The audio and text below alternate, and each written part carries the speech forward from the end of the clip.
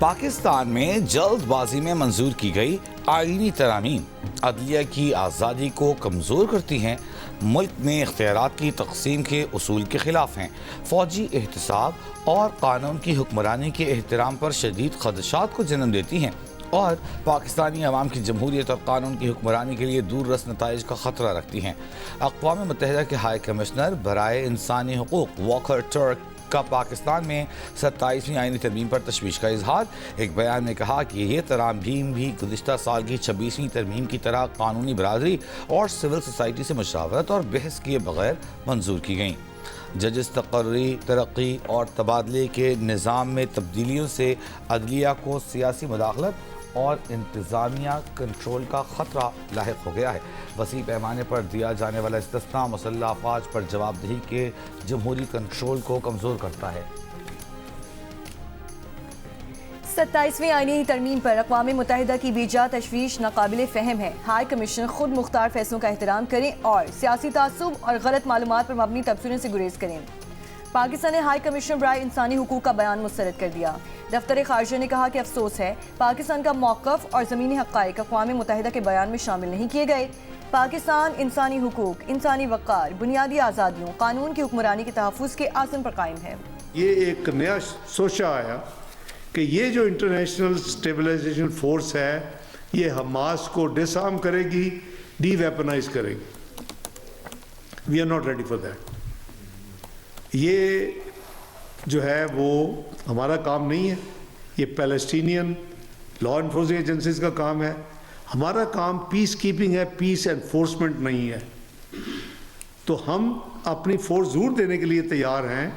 اصولی prime minister صاحب نے فیلڈ مارشل صاحب سے مشورہ کر کے یہ اناؤنسمنٹ کی ہوئی ہے کہ ہم دیں گے، لیکن اس کا مینڈیٹ کیا ہوگا، اس کا ٹی او آر کیا ہوگا، اس کا ٹرمز آف ایکشن کیا ہوگا، وہ جب تک نہیں ہوگا وہ اس وقت تک یہ فیصلہ نہیں ہو سکتا۔ میری اطلاع کے مطابق اگر یہی ہوا کہ حماس کو ڈی ویپنائز کرنا ہے، ڈس آرم کرنا ہے، تو شاید انڈونیشیا نے بھی انفارملی ان کے جو میرے کاؤنٹر پارٹ ہیں انہوں نے بھی اپنی ریزرویشن کا اظہار کیا۔ پاکستان غزہ امن فورس کے لیے فوج بھیجنے کو تیار ہے، لیکن پہلے اس کے ٹی او آرز، مینڈیٹ اور کردار کو واضح طور پر طے کیا جائے۔ نائب وزیر اعظم اسحاق ڈار کی نیوز کانفرنس کہا حماس کو غیر مسلح کرنا فلسطینی قانون نافذ کرنے والے اداروں کے دائرۂ کار میں آتا ہے، پاکستان اس کے لیے تیار نہیں۔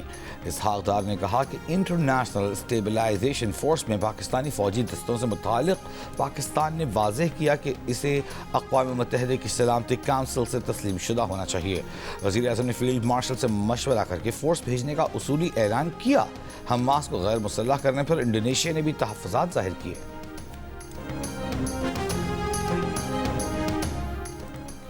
اسلام آباد کے دورے کے دوران مصر کے وزیر خارجہ بدر احمد محمد عبدالعاطی کی وزارت خارجہ آمد۔ وزیر خارجہ اور نائب وزیر اعظم اسحاق ڈار نے مہمان کا پرتپاک استقبال کیا۔ میڈیا رپورٹس کے مطابق مصری وزیر خارجہ نے غزہ کی تعمیر نو اور بحالی میں پاکستان کو کلیدی کردار دینے کی تجویز دی ہے۔ پاکستان آمد پر کہا غزہ میں آرمڈ فورس کا کردار جنگ بندی کی نگرانی اور غزہ کی سرحدوں کو محفوظ بنانا ہونا چاہیے۔ ترجمان دفتر خارجہ کے مطابق ڈاکٹر بدر کے نائب وزیر اعظم اسحاق ڈار سے مذاکرات ہوں گے۔ دو طرفہ تعاون کے فروغ کے لیے اعلیٰ سطح گفتگو متوقع۔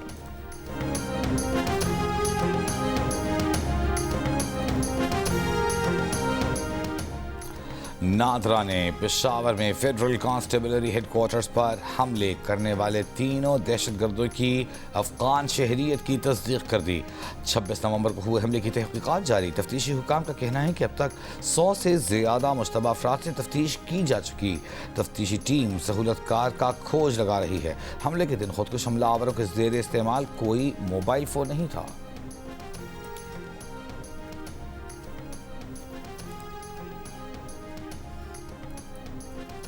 ایف بی آر انلینڈ ریونیو کا مردان میں سگریٹ کے گودام پر چھاپا، غیر قانونی سگریٹ کے کارٹن ضبط کر لیے گئے۔ کارروائی 22 نومبر کی رات کی گئی۔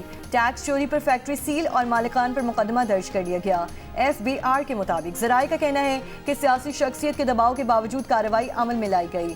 سینیٹر دلاور خان کا کہنا ہے کہ انہیں اپنی فیکٹری پر چھاپے کا علم نہیں۔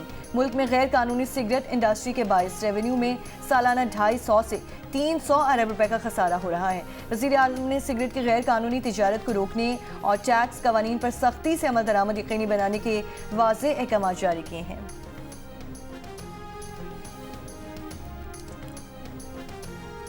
خیبر پختونخوا حکومت نے ہری پور میں ضمنی انتخابات میں مبینہ دھاندلی کی انکوائری کا فیصلہ کر لیا۔ معاون خصوصی برائے اطلاعات خیبر پختونخوا شفیع جان نے کہا کہ وزیر اعلیٰ انکوائری کا حکم دے چکے ہیں۔ الیکشن کمیشن کو ہری پور انتخابات میں دھاندلی سے متعلق ریفرنس بھی بھیج رہے ہیں۔ پریزائڈنگ افسران کے بیان حلفی بھی لے رہے ہیں۔ پیپلز پارٹی کے قیام کو 58 برس مکمل۔ 58 سال قبل فوجی حکمراں کی کابینہ سے مستعفی ہو کر ذوالفقار علی بھٹو نے ترقی پسندوں سے مل کر پیپلز پارٹی قائم کی۔ روٹی، کپڑا اور مکان کا نعرہ دے کر پورے ملک کی سب سے بڑی سیاسی جماعت بنایا۔ ملک کے منتخب وزیر اعظم بنے، آئین دیا۔ جنرل ضیاء کے ہاتھوں تختہ دار پر گئے۔ پارٹی کی کمان بے نظیر بھٹو نے سنبھالی۔ جنرل ضیاء کا مقابلہ کیا، 2 بار وزیر اعظم بنی۔ جنرل مشرف کے خلاف بھی ڈٹ گئیں، دہشت گردوں کے ہاتھوں شہادت پائی۔ پارٹی کی کمان بلاول بھٹو نے سنبھالی۔ جیالے پارٹی کا یوم تاسیس آج جوش و جذبے سے منائیں گے۔ چیئرمین پیپلز پارٹی پارلیمنٹیرینز بلاول بھٹو زرداری بلاول ہاؤس سے ملک بھر میں 100 سے زائد تقاریب سے خطاب کریں گے۔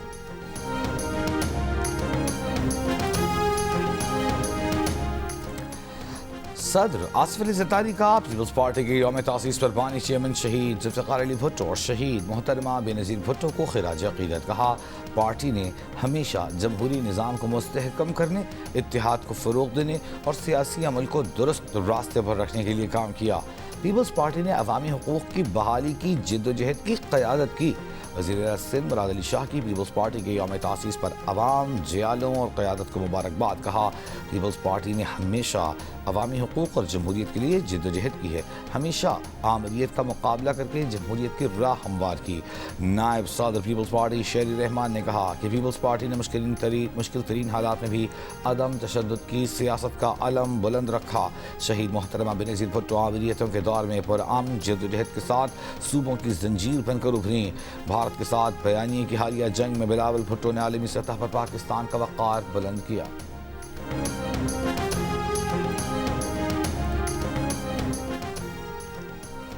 وزیر داخلہ محسن نقوی کا ٹی چوک فلائی اوور، شاہین چوک انڈر پاس اور فیض آباد انٹرچینج پروجیکٹس کا دورہ کیا۔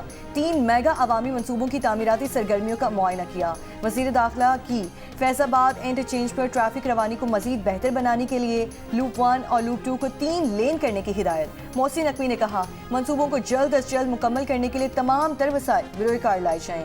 پروجیکٹس کی خوبصورتی بڑھانے کے لیے دونوں اطراف لینڈسکیپنگ اور لائٹس لگائی جائیں۔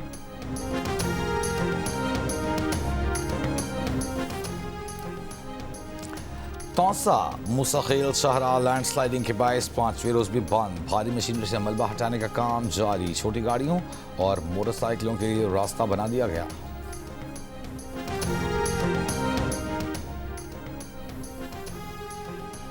بلوچستان کے شمالی اضلاع میں سردی کی شدت بڑھ گئی۔ قلات میں پارہ -6 ڈگری تک گر گیا۔ کوئٹہ میں کم سے کم درجہ حرارت -4 ڈگری ریکارڈ کیا گیا۔ زیارت، مستونگ، پشین، قلعہ سیف اللہ، قلعہ عبداللہ میں بھی موسم شدید سرد اور خشک۔ لاہور سمیت وسطی پنجاب میں فضائی آلودگی کی شدت صبح کم رہنے کے بعد بڑھنے لگی۔ کئی اضلاع میں فضا انتہائی مضر صحت۔ عالمی ماحولیاتی ویب سائٹ کے مطابق کچھ دیر قبل گوجرانوالہ میں پارٹیکولٹ میٹرز کی تعداد 346، لاہور میں 334، کوئٹہ میں 290، فیصل آباد میں 227 اور پشاور میں 268 رپورٹ کی گئی۔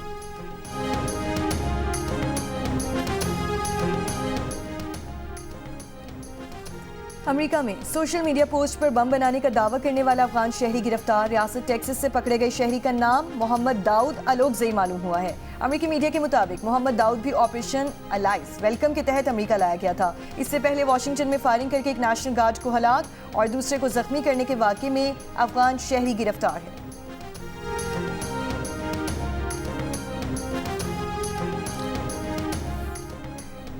وزیر اعلیٰ خیبر پختونخوا سہیل آفریدی کا کہنا ہے کہ یہ نظام پوری طرح بے نقاب ہو چکا، تمام آئینی اور قانونی راستے اپنانے کے باوجود بانی سے ملاقات نہیں ہوئی، اب احتجاج کے سوا کون سا آئینی راستہ رہ جاتا ہے؟ کچھ لوگ باتیں کرتے ہیں کہ پی ٹی آئی احتجاجی سیاست کرتی ہے، انصاف ملتا تو پی ٹی آئی احتجاجی سیاست نہ کرتی۔ بولے ایک طرف وفاق پیسے نہ ہونے کا کہہ کر خیبر پختونخوا کا حق نہیں دے رہا، دوسری طرف I M F charge sheet لگاتا ہے کہ 5300 ارب کی کرپشن ہوئی، ہم نے 5300 ارب روپے کو 6 وکٹوں سے شکست دے کر T20 سہ فریقی سیریز کا ٹائٹل جیت لیا۔ سری لنکن ٹیم پہلے کھیلتے ہوئے آخری اوور میں 114 رن بنا کر آؤٹ ہوئی۔ کامل مشارہ 59 رن بنا کر نمایاں رہے۔ ایک موقع پر سری لنکا کی 84 رن پر صرف ایک وکٹ گری تھی، مگر آخری 9 کھلاڑی پاکستانی بولنگ کے سامنے بے بس ہو گئے، صرف 30 رن کا اضافہ کر سکے۔ شاہین شافریدی، محمد نواز نے تباہ کن بولنگ کرتے ہوئے 3 وکٹیں حاصل کیں۔ پاکستان نے 115 رن کا ہدف 10 گیندوں قبل حاصل کیا۔ بابر اعظم 1 چھکے اور 2 چوکوں کی مدد سے 37 رن بنا کر ناٹ آؤٹ رہے۔ اوپنر سائم ایوب نے 6 چوکوں کی مدد سے 36 رن کی اننگز کھیلی۔ صاحبزادہ فرحان نے 1 چھکے اور 2 چوکوں کی مدد سے 23 رنز بنائے۔ محمد نواز آل راؤنڈ کارکردگی کی بنیاد پر مین آف دا میچ اور مین آف دا سیریز قرار پائے۔ صدر، وزیر اعظم اور چیئرمین پی سی بی کی ٹیم اور قوم کو مبارکباد۔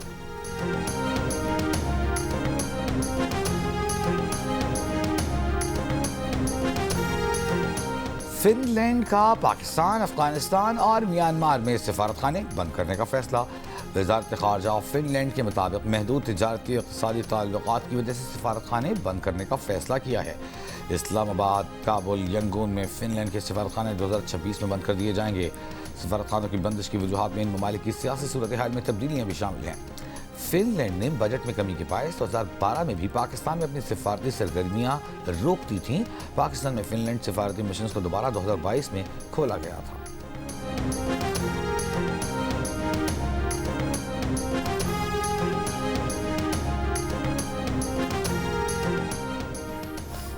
بنگلہ دیش کی سابق وزیر اعظم خالدہ ضیاء تشویشناک حالت میں ہاسپٹل میں داخل۔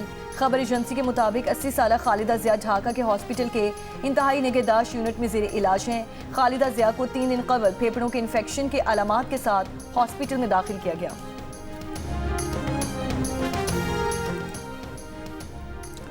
سری لنکا میں تباہی پھیلانے کے بعد سمندری طوفان دیتوا بھارت کی طرف بڑھنے لگا۔ آج بھارت کے ساحلی علاقوں سے ٹکرانے کا امکان۔ طوفان کے زیر اثر ریاست تامل ناڈو کے ساحلی علاقوں میں شدید بارشیں، نشیبی علاقے زیر 50 سے زائد پروازیں منسوخ۔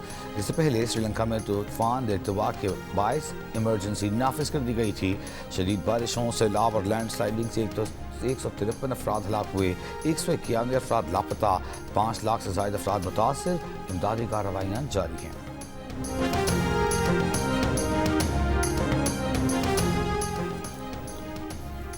پاکستان کی جانب سے سری لنکا کے سیلاب متاثرین کے لیے ریلیف آپریشن کا آغاز۔ این ڈی ایم اے کے مطابق سری لنکا کے لیے پہلی امدادی کھیپ اور آرمی سرچ ریسکیو ٹیم بھیجنے کے انتظامات مکمل۔ پہلی امدادی کھیپ میں سری لنکا کے لیے 100 ٹن پر مشتمل امدادی سامان بھجوایا جائے گا۔ آج C-130 تیاری کے ذریعے سامان اور ریسکیو ٹیم بھجوانے کے انتظامات مکمل کر لیے گئے ہیں۔ پاک بحریہ کے جہاز سیف بین الاقوامی فلیٹ ریویو 25 میں شرکت کے لیے کولمبو کی بندرگاہ پر موجود۔ ISPR کے مطابق PNS سیف نے قدرتی آفات سے متاثرہ علاقوں میں امدادی کارروائیاں کی۔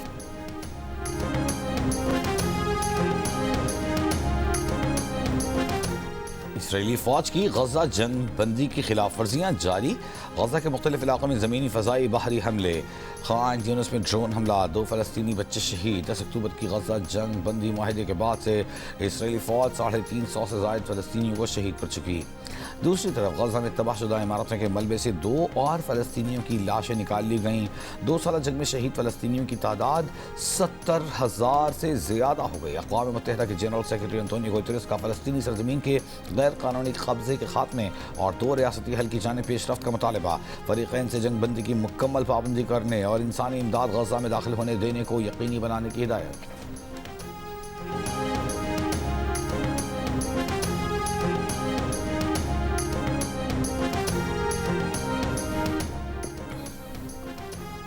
فلسطینیوں سے یکجہتی کے عالمی دن پر لندن میں ہزاروں افراد کی ریلی۔ غزہ پر اسرائیلی جارحیت کے خلاف احتجاج کیا۔ مظاہرین نے ہائیڈ پارک سے وائٹ ہال تک مارچ کیا۔ مظاہرین کے اسرائیل مخالف اور فلسطینیوں کے حق میں نعرے۔ مظاہرین کا حکومت سے اسرائیل کو اسلحہ فروخت روکنے کا مطالبہ۔ عالمی برادری سے غزہ میں امداد کی رسائی ممکن بنانے کا بھی مطالبہ کیا۔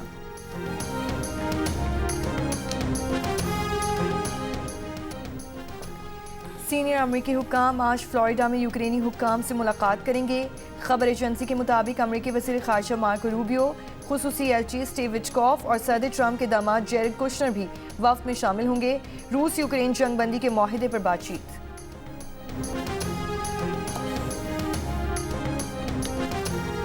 کیتھولک مسیحیوں کے مذہبی پیشوا پوپ لیو نے استنبول کی مشہور 6 میناروں والی نیلی مسجد کا دورہ کیا۔ پوپ لیو احتراماً جوتے اتار کر مسجد میں داخل ہوئے اور قدیم مسجد کی تزئین و آرائش کو سراہا۔ پوپ لیو ترکی کے 4 روزہ دورے پر ہیں۔ آسٹریلیا مصنوعی ذہانت کے دور میں بچوں پر سوشل میڈیا پابندی لگانے والا پہلا ملک بن گیا۔ 10 دسمبر سے سوشل میڈیا کمپنیز اس بات کی پابند ہوں گی کہ آسٹریلیا کے 16 سال سے کم عمر بچے ان پلیٹ فارمز پر اپنا اکاؤنٹس نہ بنا سکیں۔ حکومت کا کہنا ہے کہ قانون بچوں کو ایسے الگورتھم سے بچانے کے لیے ہیں جو انہیں نقصان دہ مواد دکھاتے ہیں۔ برطانوی ڈرامہ نگار سر ٹام سٹاپرڈ 88 برس کی عمر میں انتقال کر گئے۔ ٹام سٹاپرڈ نے اپنے ڈرامے شیکسپیئر ان لو کے لیے آسکر اور گولڈن گلوب ایوارڈز اپنے نام کیے۔ ٹام سٹاپرڈ کو تھیٹر اور ادبی خدمات کے اعتراف میں 1997 میں سر کا خطاب دیا گیا۔ سعودی عرب 2026-27 کے لیے انٹرنیشنل میری ٹائم آرگنائزیشن کاؤنسل کا رکن بن گیا۔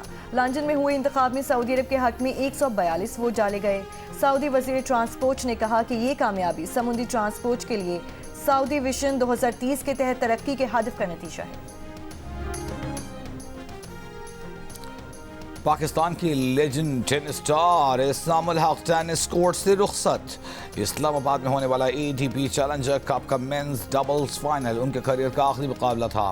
اسام کو مزمل مرتضیٰ کے ساتھ حریف پیر کے خلاف اسٹریٹ سیٹس میں شکست ہوئی۔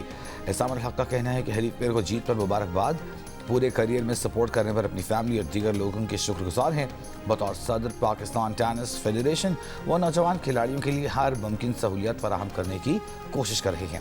ATP ٹورنامنٹ کا پاکستان میں انعقاد بڑی کامیابی رہی۔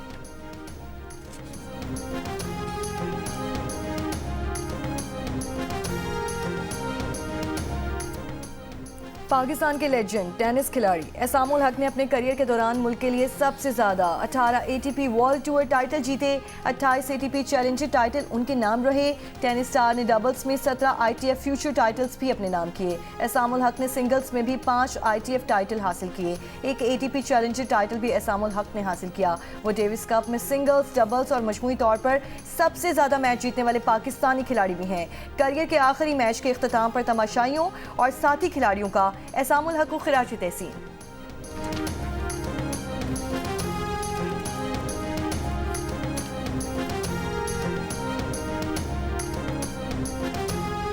پاکستان ماسٹرز اور آسٹریلیا ماسٹرز کراچی میں جاری اوور 40 T20 ورلڈ کپ کے فائنل میں پہنچ گئے۔ آسٹریلیا نے جنوبی افریقہ اور پاکستان نے امریکہ کو شکست دی۔ میچز جیو سپر پر براہ راست نشر کیے گئے۔ لاہور میں انٹرنیشنل باکسنگ چیمپئن شپ کے آخری روز پاکستان کے سٹار باکسر محمد وسیم نے ورلڈ گولڈ بینٹم ویٹ کا ٹائٹل جیت لیا۔ مقابلے میں انہوں نے تھائی لینڈ کے باکسر جکراوت کو شکست دی۔ وزیر اعلیٰ پنجاب مریم نواز کی باکسر محمد وسیم کو ٹائٹل جیتنے پر مبارکباد کہا۔ محمد وسیم نے ملک و قوم کا سر فخر سے بلند کر دیا۔ کراچی میں جاری سندھ کراٹ فیسٹیول کے دوسرے روز ثقافتی سٹالز توجہ کا مرکز۔ پنجاب، خیبر پختونخوا، بلوچستان اور گلگت کے 100 سے زائد سٹالز پر شہریوں کا رش۔ لوگوں نے جم کر خریداری بھی کی۔ صوبائی وزیر ثقافت ذوالفقار علی شاہ کا کہنا ہے کہ سندھ کراٹ فیسٹیول میں کاروباری حضرات کے ہنرمند خواتین سے براہ راست رابطوں نے مڈل مین کا کردار ختم کر دیا۔ جنگ اور جیو کے اشتراک سے آرٹس کونسل کراچی میں ورلڈ کلچر فیسٹیول کی رونق عروج پر گزشتہ روز گلوکار فارس اور میشا شفیع نے اپنی جاندار پرفارمنس سے سما باندھ دیا۔ فیسٹیول میں آج 4 بجے فلم کی اسکریننگ ہوگی، 6 بجے تھیٹر پلے سالگرہ پیش کیا جائے گا اور رات 8 بجے ڈانس نائٹ میں غیر ملکی فنکار پرفارم کریں گے۔ नमस्कार। पाकिस्तान आइडल 2025 के गाला राउंड में 16 उभरते सितारों में शामिल मेहताब अली का ताल्लुक घोटकी से है। मेहताब अली का कहना है कि गाने का शौक उन्हें अपने वालिद को देखकर हुआ। बड़े प्लेटफॉर्म पर नामवर गुलकारों के सामने परफॉर्म करना उनका ख्वाब था। मेहताब के वालिद का कहना है कि जब वो मकामी तकरीबात में परफॉर्मेंस के लिए जाते तो मेहताब मना करने के बावजूद उनके साथ जाता। घर में बुलंद आवाज़ में गुनगुनाता और रियाज करना उसका मामूल था।